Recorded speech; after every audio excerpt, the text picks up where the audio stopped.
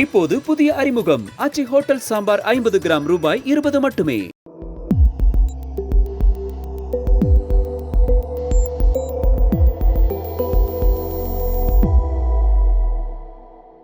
தமிழ் தடம் நேயர்களுக்கு வணக்கம். நம்மோடு உரையாட ஊடகவியலாளர் திரு கேப்ரியல் இணைந்திருக்காங்க.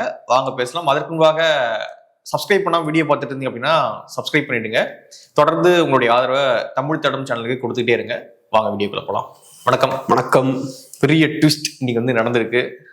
திமுக தேமுதிக கூட்டணி உருவாகி இருக்கு.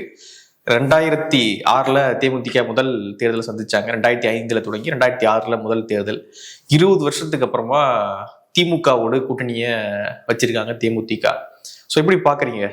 காத்துக்கிட்டு இருந்த அதிமுகவுக்கு ஒரு ஏமாற்றமா? இப்படி அதிமுகவை பொறுத்தளவுல ஒரு பின்னடைவு தான். ஏன்னா அதிமுகவுக்கு ஒரு வேகம் கிடைச்சது. ஃபர்ஸ்ட் பிஎம்கே அலையன்ஸ்ல சேர்றாங்க. அதுக்கப்புறம் டிடிவி அவர்களும் அலையன்ஸ்ல போய் சேர்றாரு. ஸோ அதிமுக அலையன்ஸ் வலுப்பெறுது அப்படின்ற மாதிரியான ஒரு நரேட்டிவ் செட் ஆச்சு. அதிமுகவுக்கு ஒரு வேகம் கிடைச்சது. இப்ப அந்த வகையில பார்க்கும்போது ஒரு சின்ன ஒரு பின்னடைவு தான். ஏன்னா அப்ப பார்க்கப்பட்ட ஒரு விஷயம் என்னன்னா, திமுக அலையன்ஸ் ஏற்கனவே பெருசா இருக்கு. ஸோ புதுசா உள்ள கட்சிகள் வர்றது கஷ்டம். புது கட்சிகள் உள்ள வரும்போது தான் பெரிய ஒரு ஹைப் கிடைக்கும். ஸோ ஏற்கனவே திமுக கூட்டணியில ஏகப்பட்ட கட்சிகள் இருக்காங்க, புது கட்சி வராது அப்படின்ற ஒரு பார்வை இருந்தது. ஆனா இப்ப தேமுதிக உள்ள வந்திருக்காங்க. ஸோ அது திமுகவுக்கு ஒரு பெரிய ஒரு பூஸ்ட் தான். ஆனா நீங்க சொன்னது போல டிஎம்டிகேவை பொறுத்தளவுல இதுவரைக்கும் அவங்க திமுகவோட கூட்டணி வைத்ததே கிடையாது. ஒரு கட்சி ஆரம்பிச்ச நாள்ல இருந்து இன்னைக்கு வரைக்கும் இன்னொரு கட்சியோட கூட்டணியே வைக்கலன்னா ஏதோ ஒரு வகையில இந்த கட்சி அந்த கட்சியோட பொருத்தமான ஒரு கட்சியா இல்லைன்னு அர்த்தம் இல்ல. ஏதோ ஒரு வகையில சரியா ஜெல் ஆகல, அண்டர்ஸ்டாண்டிங் இல்லை, ஏதோ ஒண்ணு இருக்கு. அப்படி இருக்கும்போது இது வரைக்கும் அது நடக்கவே இல்லை. ஸோ இப்ப அலையன்ஸ் வச்சிருக்காங்க. இந்த அலையன்ஸ் ஒர்க் ஆகுமா? கரெக்டா ஜெல் ஆகுமா? கெமிஸ்ட்ரி இருக்குமா? ஓட்ஸ் எல்லாம் கரெக்டா ஸ்மூத்தா டிரான்ஸ்ஃபர் ஆகுமா? இப்படின்ற நிறைய கேள்விகள் இருக்கு. திமுகவை பொறுத்தளவுல இதெல்லாம் அவங்க கேஷுவலா பண்ண மாட்டாங்க. கண்டிப்பா நிறைய ரிசர்ச் எல்லாம் பண்ணிருப்பாங்க. கிரவுண்ட் ஒர்க் எல்லாம் பண்ணி டிஎம்டிகே உள்ள வந்தா நமக்கு புரோஜனம் இருக்கான்றத பார்த்து தான் அவங்க உள்ள கொண்டு வந்திருப்பாங்க. ஏன்னா ஏற்கனவே காங்கிரஸோட சிக்கல்கள் போய்கிட்டு இருக்கு. மற்ற கட்சிகளும் அதிகமான சீட்ஸ் கேட்கறாங்க. அப்ப நிறைய ப்ரெஷர் இருக்கு. அவங்க எப்படியும் ஒரு 5-6 சீட்ஸ் தேமுதிகவுக்கு கொடுக்கணும். அப்ப சும்மா அடிச்சோம் கவிழ்த்தோம் நம்பர் காட்ட 5-6 சீட்டா அப்புறம் 18 கொடுப்பாங்க. அதுக்குள்ள வருவோம். ஓகே சரி, ஒரு 5 சரி கொஞ்சம் அதிகமா கூட வச்சுப்போமே. சரி, இப்போதைக்கு ஒரு கன்சர்வேட்டிவ் எஸ்டிமேட்டா ஒரு 6 வச்சுப்போம். கொடுக்க வேண்டியது இருக்கு. ஸோ அதனால கணக்கு காட்டுறதுக்காக ஒரு கட்சியை உள்ள கொண்டு வர மாட்டாங்க. தேமுதிக உள்ள வருவதால நமக்கு லாபம் இருக்கான்றதையும் கிரவுண்ட் ஒர்க் நல்லா பண்ணியிருப்பாங்க. ஸோ இப்போ தேமுதிகவை பொறுத்தளவு நமக்கு தெரியும், விருதுநகர் மாவட்டம் இந்த பகுதிகள்லாம் அவங்களுக்கு நல்ல ஒரு பேஸ் இருக்கு. சேலம், நாமக்கல், கொங்கு பகுதியில் அந்த சைட்லலாம் நல்ல ஒரு பேஸ் இருக்கு. அப்புறம் நார்த் தமிழ்நாட்டிலையும் அவங்களுக்கு நல்ல பேஸ் இருக்கு. இந்த வன்னியர் பெல்ட்னு சொல்லப்படக்கூடிய அந்த பகுதியிலும் நல்லா ட்ரெடிஷ்னலா நல்லா பெர்ஃபார்ம் பண்ணியிருக்காங்க. ஸோ இந்த பகுதிகளில் அதிமுக பாஜகவை கவுண்டர் பண்றதுக்கு தேமுதிக அவசியம் சொல்றாங்க. குறிப்பா நார்த் தமிழ்நாட்டுல. அப்புறம் நான் சொன்னது போல கொங்கு பகுதியிலையும் இந்த தடவை பாஜக அதிமுக கூட்டணி இருக்கு. ஸோ ஸ்ட்ராங்கா இருக்காங்க கொங்கு பகுதியில. அப்ப அந்த இடத்துல திமுகவுக்கு இன்னும் கொஞ்சம் கூட வலு சேர்க்க வேண்டிய தேவையும் இருக்கு. அதுக்கு தேமுதிக உதவுவாங்க அப்படின்ற மாதிரி திமுக பாக்குறாங்க. ஒரு லிங்குஸ்டிக் மைனாரிட்டி ஓட்ஸ் அங்க இருக்குன்னு நினைக்கிறாங்க.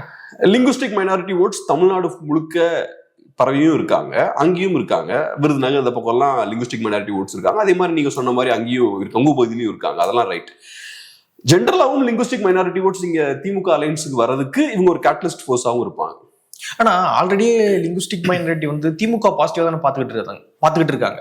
அப்படி இருக்கும்போது தேமுதிக வரதுனால அடிஷ்னலா வேற வேல்யூ ஆட் பண்ணுமா? அந்த பாயிண்ட்ல தேமுதிக தனியா வெளில இருந்தாங்கன்னா டெஃபினட்டா ஓட்டை பிரிக்க தானே போறாங்க.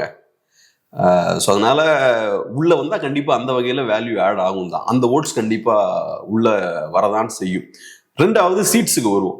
எவ்வளவு சீட் சாத்தியம் அப்படின்ற கேள்வி இருக்கு. இப்ப நான் பார்த்த அளவுல திமுக ஒரு 4 ஸ்லாப்ஸ் வச்சிருக்காங்க. ஃபர்ஸ்ட் ஸ்லாப்ல திமுக ஒரு 170+ சீட்ஸ், 172 173 சீட்ஸும் அவங்க கண்டெஸ்ட் பண்றாங்க. செகண்ட் ஸ்லாப்ல காங்கிரஸ் இருக்காங்க. 25 சீட்ஸ் காங்கிரஸ் பார்ட்டி கண்டெஸ்ட் பண்றாங்க. நான் சொல்றது 2021. தேர்ட் ஸ்லாப்ல நிறைய கட்சிகள் இருக்காங்க.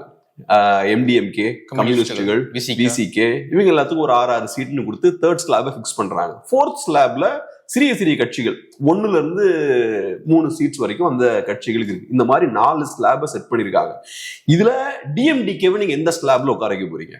கீழே இருக்கக்கூடிய ஸ்லாப்ல உட்கார வைக்க முடியாது. 1 to 3 சீட்ஸோ 4 சீட்ஸோ கொடுக்க முடியாது. அது DMDKவுக்கு மரியாதை குறைவா இருக்கும், அவங்க ஏத்துக்க மாட்டாங்க. எனக்கு தெரிஞ்ச செகண்ட் ஸ்லாப்ல தான் உட்கார வைக்கணும். செகண்ட் ஸ்லாபை பொறுத்தளவுல எல்லாருக்கும் ஈக்குவலா 6 கொடுத்துருக்காங்க. சோ எல்லாரையும் நீங்க எல்லாம் ஒரே லெவல் தான் அப்படின்ற மாதிரி பிக்ஸ் பண்ணிருக்காங்க. அதுல ஒருத்தங்களுக்கு நீங்க அதிகமா கொடுத்தீங்கன்னா மற்றவங்களுக்கு அதிகமா கொடுக்க வேண்டியிருக்கும், ஒருத்தங்களுக்கு கம்மியா கொடுத்தீங்கன்னா மற்றவங்களுக்கு கம்மியா கொடுக்க வேண்டியிருக்கும். அதனாலதான் ஈக்குவலா அதை மெயின்டைன் பண்றாங்க. அப்படியே அந்த இடத்துல DMDKவை ஃபிட் பண்ண ட்ரை பண்ணுவாங்க அப்படின்ற மாதிரி பாக்குறேன். ஒரு 6 சீட் கொடுக்கறதுக்கான வாய்ப்பு இருக்கு. அது ஒரு ஸ்பேஸா நம்ம பார்க்கலாம். இதுல இப்ப முக்கியமான கேள்வி என்னன்னா, காங்கிரஸ் இங்க எங்க இருக்காங்க அப்படின்றதா முக்கியமான கேள்வி. ஏற்கனவே 172 173 சீட்ஸோ திமுக எடுத்துக்கிறாங்க. சோ திமுகவோட எண்ணம் என்னவா இருக்கு? நமக்கு தனிப்பெரும்பான்மை வேணும் அப்படின்றதுல திமுக ரொம்ப கவனமா இருக்காங்க. ஸோ அதுதான் 21ல லாஜிக். அதுதான் அவங்களுக்கு சிங்கிள் மெஜாரிட்டியும் கிடைக்குது. 21ல 234 5 சீட்ஸ் ஏதோ கிடைக்குது அவங்களுக்கு. 230க்கு மேல அரௌண்ட் 240 இருக்கு. சாரி 140 சீட்ஸ் கிட்ட 140 வரல நினைக்கிறேன். 130 to 140 அவங்க வாங்குறாங்க. ஸோ இப்பயும் அது அவங்களுக்கு டார்கெட்டா இருக்கும். நம்ம டெஃபினட்டா நிறைய சீட்ஸ் கண்டெஸ்ட் பண்ணாதான் சிங்கிள் மெஜாரிட்டி கிடைப்பதற்கான வாய்ப்பு நமக்கு இருக்கும் அப்படின்றத அவங்க பார்ப்பாங்க. ஸோ அவங்க நிறைய சீட்ஸ் விட்டு கொடுக்கறது கஷ்டம். ஸோ அப்போ காங்கிரஸ் என்ன பண்ணுவாங்க அப்படின்ற ஒரு கேள்வி இருக்கு. இது ஒரு வகையில பார்த்தோம்னா காங்கிரஸுக்கு ஒரு சிக்னலும் கூட. நாங்க உங்களை மீறி இன்னொரு கட்சியை உள்ள கொண்டு வரோம் அப்படின்ற ஒரு சிக்னலும் கூட. ஸோ நீங்க சீக்கிரம் வந்து வண்டியில ஏறுங்க. இல்லைன்னா வண்டியில தான் இருக்காங்க, இப்போதைக்கு வண்டியில தான் இருக்காங்க. ஆனா இன்னும் ஃபைனலா ஏறல இந்த எலெக்ஷனுக்கு. ஃபுட்போர்ட்ல இருக்காங்க. ஆமா. ஸோ நீங்க ஃபுல்லா வந்து கரெக்டா உட்காந்துருங்க, இல்லாட்டி வண்டி கிளம்பி போயிடும் அப்படின்ற ஒரு சிக்னலையும் அவங்க கொடுக்குறாங்க. காங்கிரஸ் எப்படி ரியாக்ட் பண்ணுவாங்கன்னு பார்ப்போம்.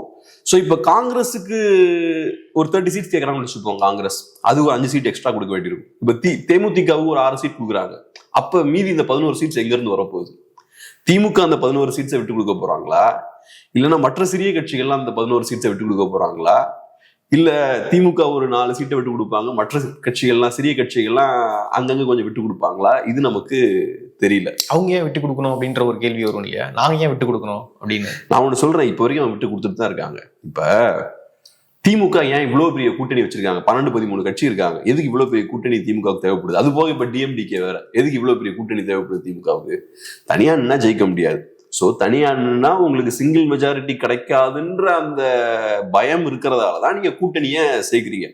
ஆனா நீங்க கூட்டணி சேர்க்கும் போது அதை எப்படி டிசைன் பண்றீங்கன்னா, உங்களுக்கு சிங்கிள் மெஜாரிட்டி கிடைக்கிற மாதிரி நீங்க கூட்டணியை டிசைன் பண்றீங்க. அது நியாயம் இல்லைல்ல, அப்படி இருக்க கூடாதுல்ல. அப்ப அது காட்டக்கூடிய விஷயம் என்ன? நீங்க சிறிய கட்சிகளுக்கு டெலிவர் பண்றதை விட சிறிய கட்சிகள் உங்களுக்கு அதிகமா டெலிவர் பண்றாங்க. தனியா இருக்கும்போது உங்களுக்கு சிங்கிள் மெஜாரிட்டி கிடைக்காது. ஆனா கூட்டணியோட நீங்க கண்டெஸ்ட் பண்ணும்போது உங்களுக்கு சிங்கிள் மெஜாரிட்டி கிடைக்கிற மாதிரி நம்பர்ஸை நீங்க மேனிபுலேட் பண்றீங்க. அப்பயும் ஈக்குவலா ஷேர் பண்ணும்ல. கூட்டணியா தான் ஜெயிக்கிற மாதிரி நீங்க செட் பண்ணும். ஆனா தனியாவே DMK ஜெயிக்கிற மாதிரி அமைஞ்சது. தனியா DMK கண்டெஸ்ட் பண்ணா ஜெயிக்க முடியாது. கூட்டணியோட கண்டெஸ்ட் பண்ணும்போது DMK தனியா மெஜாரிட்டி வாங்குது.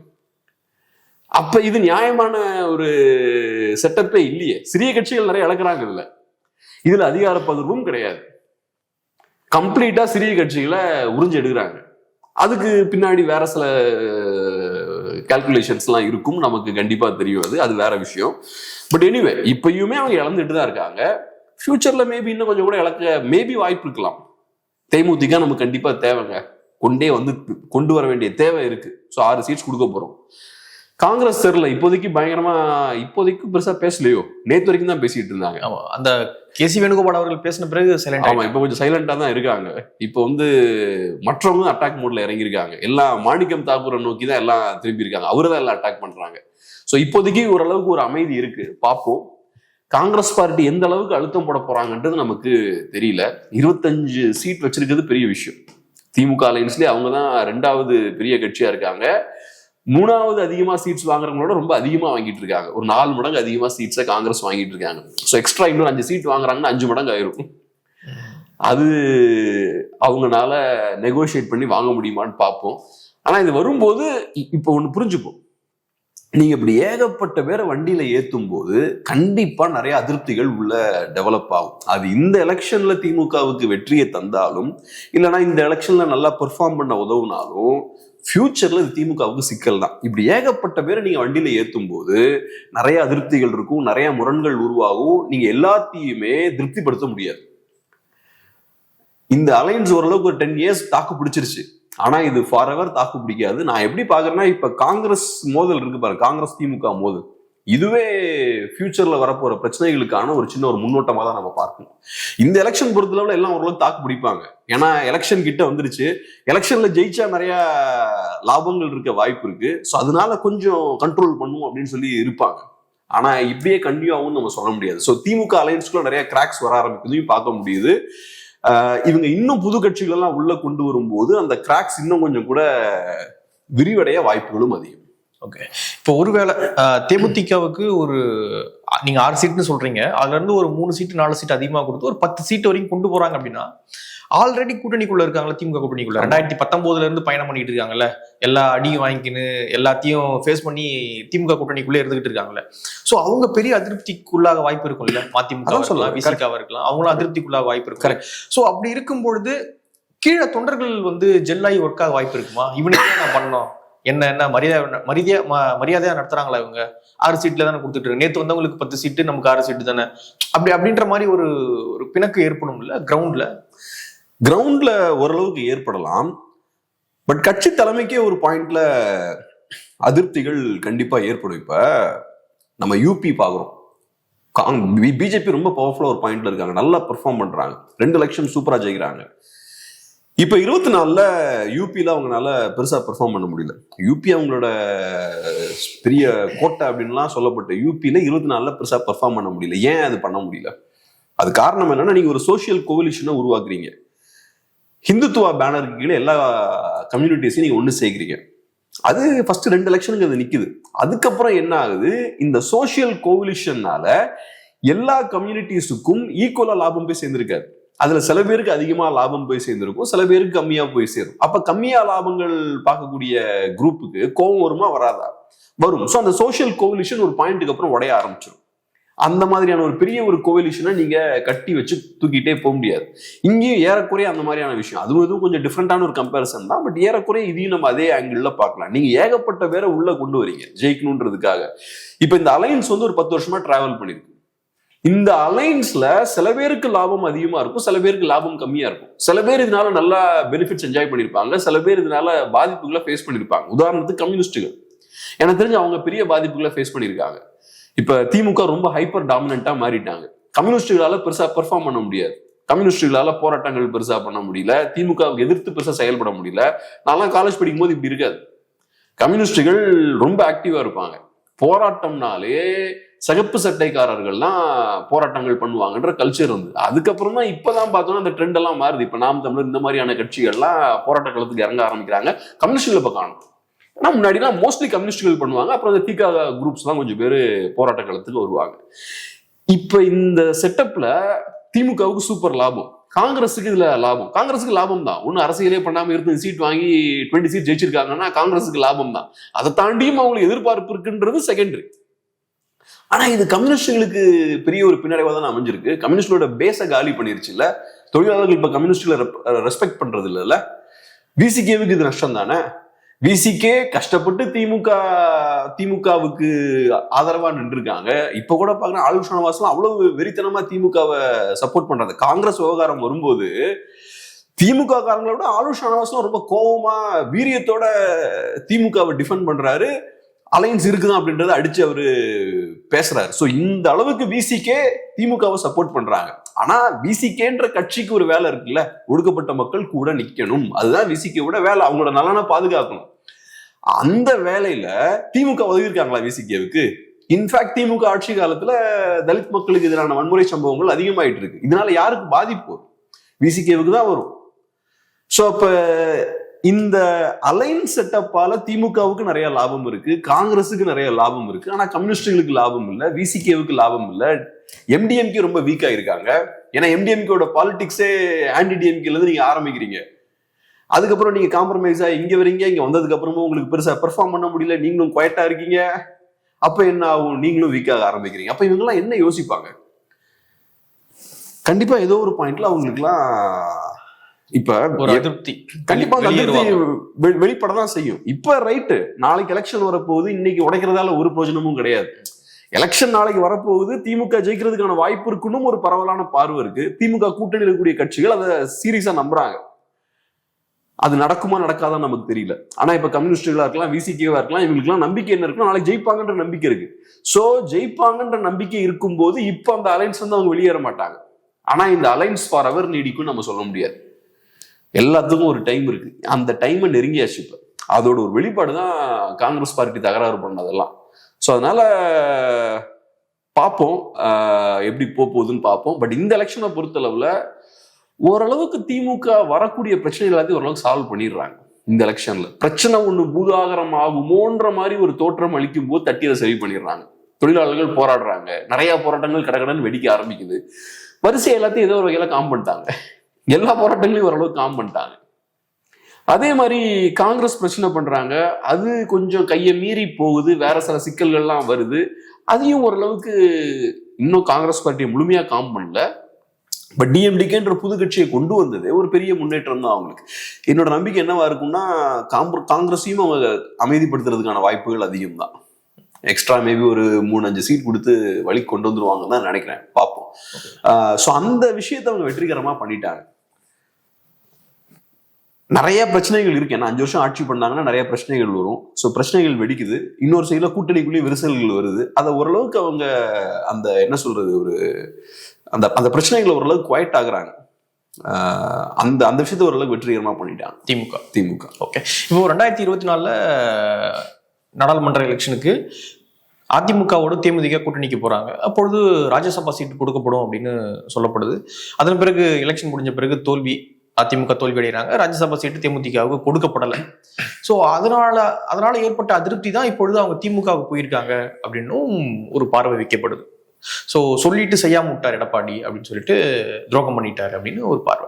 ஓகே, இப்போ மார்ச் 16ஆம் தேதி எலெக்ஷன் மாநிலங்களவையில் தமிழ்நாட்டை சேர்ந்த 6 உறுப்பினர்களுடைய பதவி காலம் முடிவுக்கு வருது. அதனால 16ஆம் தேதி எலெக்ஷன் அறிவிச்சிருக்காங்க, மாநிலங்களவையினுடைய தேர்தல். ஸோ திமுக 4 உறுப்பினர்களை அனுப்பலாம். அதுல ஒரு உறுப்பினராக தேமுதிகவை சார்ந்தவங்களும் போவாங்களா? அதுக்கு வாய்ப்பு இருக்குமா? ஒரு 6 சீட் அல்லது ஒரு 8 சீட் கொடுத்துட்டு ஒரு மாநிலங்களவை எம்பியும் கொடுக்க வாய்ப்பு இருக்குமா தேமுதிகவுக்கு? திமுக நமக்கு தெரியல எக்ஸாக்டா என்ன ப்ராமிஸ் பண்ணாங்கன்னு. ஆனா இப்ப வரக்கூடிய செய்திகள் என்னன்னா அதுக்கும் வாய்ப்பு இருக்கு அப்படின்ற மாதிரி சொல்றாங்க. ஒரு ராஜ்யசபா சீட்டுக்கான வாய்ப்பு இருக்கு அப்படின்ற ஆர்கியூமெண்ட்ஸும் சில நண்பர்கள்லாம் வைக்கிறாங்க. ஆனா எக்ஸாக்டா என்ன ப்ராமிஸ் பண்ணிருப்பாங்கன்னு நமக்கு தெரியல. இப்ப அதிமுக சைட்ல இருந்து பார்க்கும்போது அப்ப இது அதிமுகவோட தோல்வியா பார்க்கலாமா அப்படின்ற ஒரு கேள்வியும் இருக்கு. நீங்க சொன்ன மாதிரி அதிமுக கிட்ட அவங்களுக்கு அதிருப்தி ஏற்படுது, அதனாலதான் அங்கிருந்து அவங்க வெளியே போறாங்க. ஒரு கசப்பு அங்க இருக்கு. ஸோ அந்த ஆங்கிள்லையும் பார்க்கலாமா அப்படின்ற கேள்வி இருக்கு. இப்போ அதிமுகவை பொறுத்தளவுல நிறைய தோல்விகளை கண்டினியூஸா ஃபேஸ் பண்ணிக்கிட்டே இருக்காங்க. நீங்க நிறைய வெற்றிகளை ஃபேஸ் பண்ணும்போது, நிறைய வெற்றிகளை நீங்க பெறும்போது உங்க கையில கொடுக்கறதுக்கு நிறைய இருக்கும். உங்ககிட்ட பவர் இருக்கும்போது ஷேர் பண்றது ஈஸி. இன்னைக்கு இப்ப நம்ம கமல்ஹாசனை விட்டுட்டோம், அவரும் அடுத்தது ஆட்டத்துக்குள்ள வந்தாருன்னு அவரும் சில சீட்ஸ் எல்லாம் கேட்பாரு, அவரும் நம்ம சேர்க்கவே இல்லை. இப்ப பாத்தீங்கன்னா கமல்ஹாசனுக்குலாம் ரொம்ப லிபரலா நிறைய கொடுத்துருக்காங்க. கமல்ஹாசனுக்குலாம் இவ்வளவுலாம் கொடுத்து அகாமடேட் பண்ணணும் அவசியமே கிடையாது. களத்துல எனக்கு தெரிஞ்ச ஒன்றும் பெரிய சப்போர்ட்லாம் இருக்காது. இதை ஏன் திமுகவால பண்ண முடியுதுன்னா திமுக கிட்ட அதிகாரம் இருக்கு, கண்டினியூஸா நிறைய எலெக்ஷன்ஸ் வச்சுட்டு இருக்காங்க. ஸோ அப்ப நீங்க நிறைய வகைகள்ல சுத்தி இருக்கிற ஆட்களை அகாமடேட் பண்ண முடியும். உங்ககிட்ட எம்பிஸ் இருக்காங்க, எம்எல்ஏஸ் இருக்காங்க, லோக்கல் பாடியில நல்லா பெர்ஃபார்ம் பண்றீங்க, நிறைய வகையில எல்லாத்தையும் நீங்க அகாமடேட் பண்ண முடியும். அது போக நீங்க சொல்லவே வேண்டாம், கேஷ் ரிச்சாவும் இருக்கீங்க. இந்த சிக்கல் பார்த்தோம்னா, இந்த விஷயம் பார்த்தோம்னா அதிமுகவுக்கு இந்த அட்வான்டேஜ் இருக்காது. இங்கதான் சிக்கல் ஆரம்பிக்குது.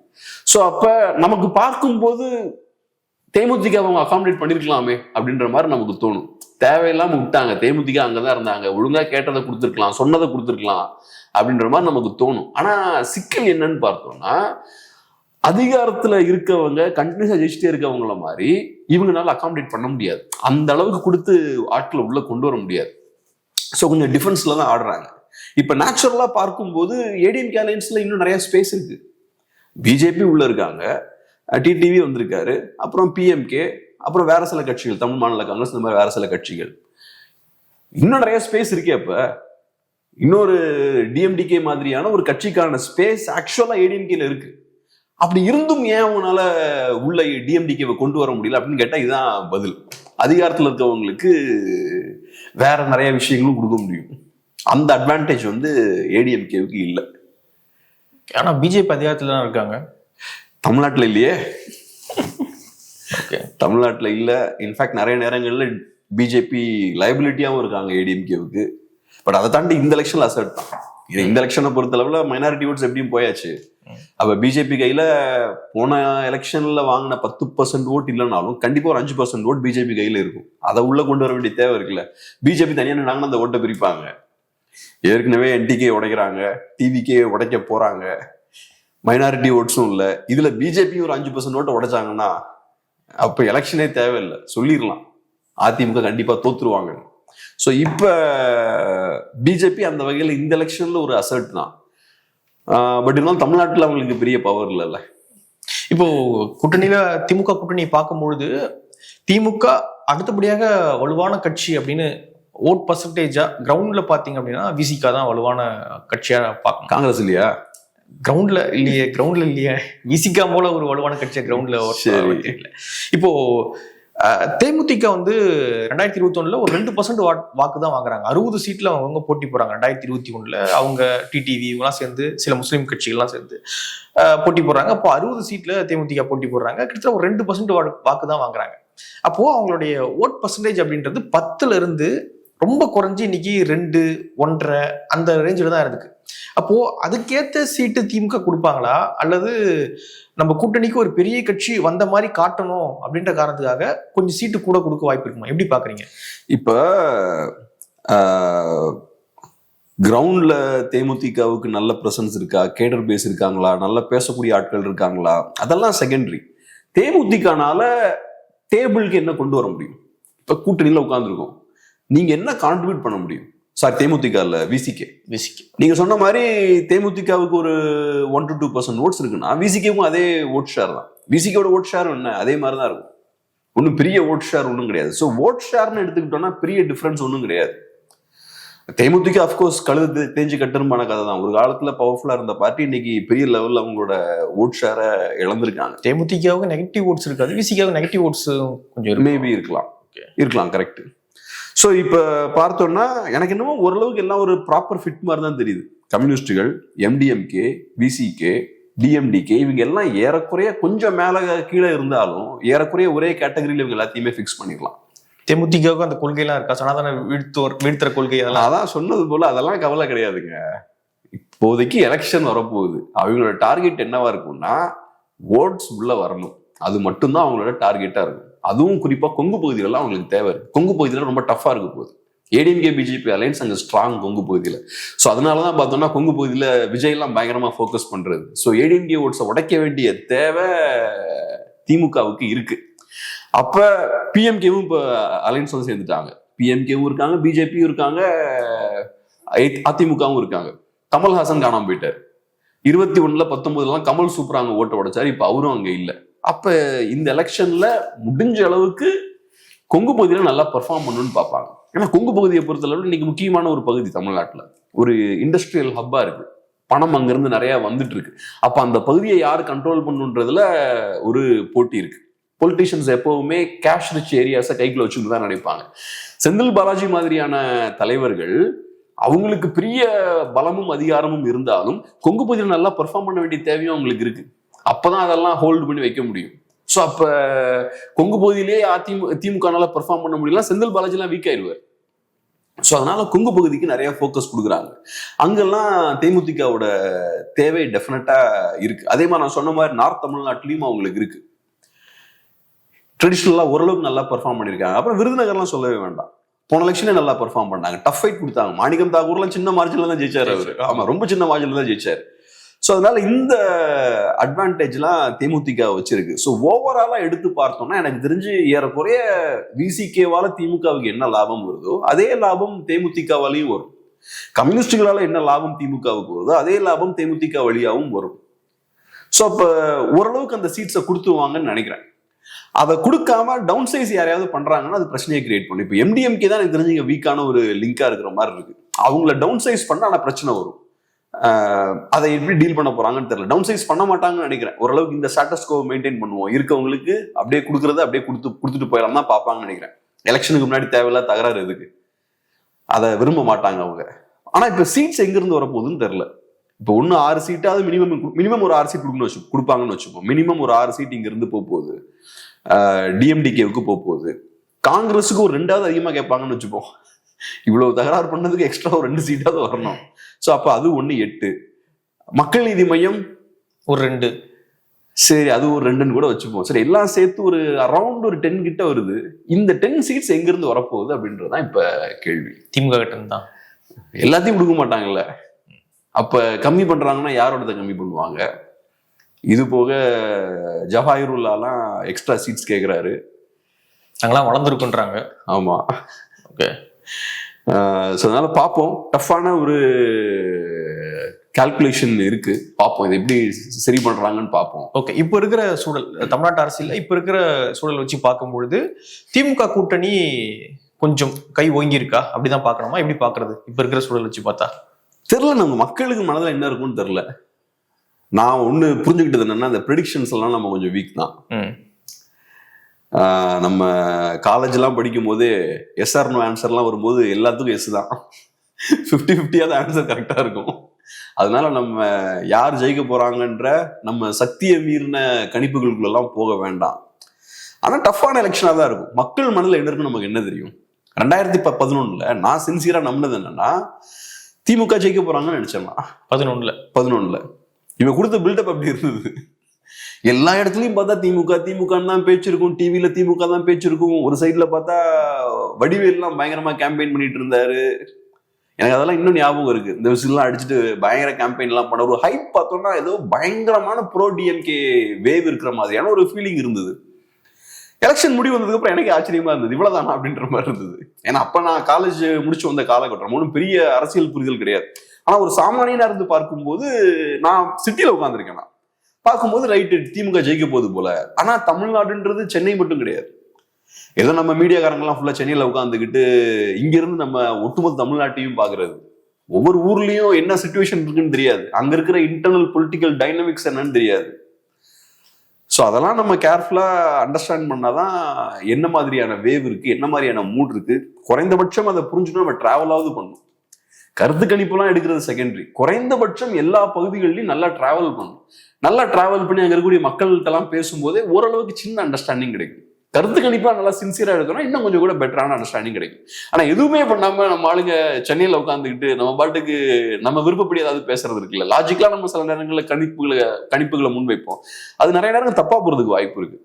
ஸோ டஃபா தான் இருக்கும். ஏன்னா திமுகவுக்கு ஆன்டி இன்கம்பன்சியும் இருக்கு.